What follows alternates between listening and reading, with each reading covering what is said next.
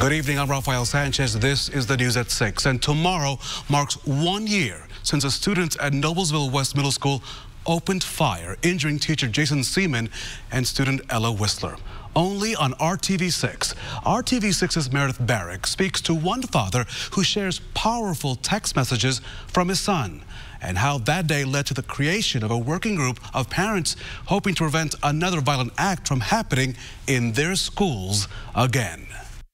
I got a phone call and saw that it was my son, and he had tried to text me a couple of times and I didn't hear them.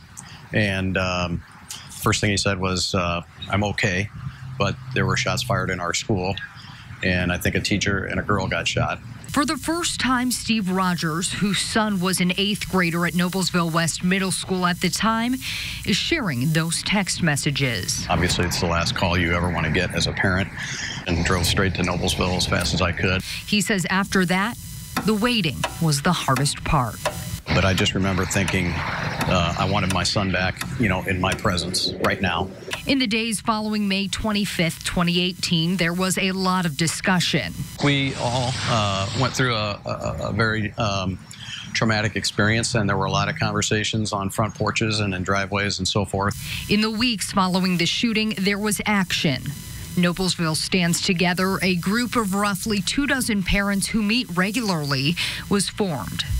Rogers tells me so far they've figured out there is a need for 3 things: more mental health resources, better physical security inside buildings, and finally, gun violence prevention.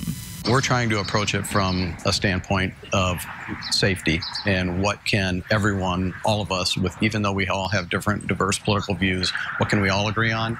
And I think we all agree that there are certain people who shouldn't have guns and that we can do a better job of keeping them away from those people. Last summer, the group met with the governor and other politicians to explain what they wanted to see changed. In the last few months, there were revelations Rogers is still wrapping his mind around.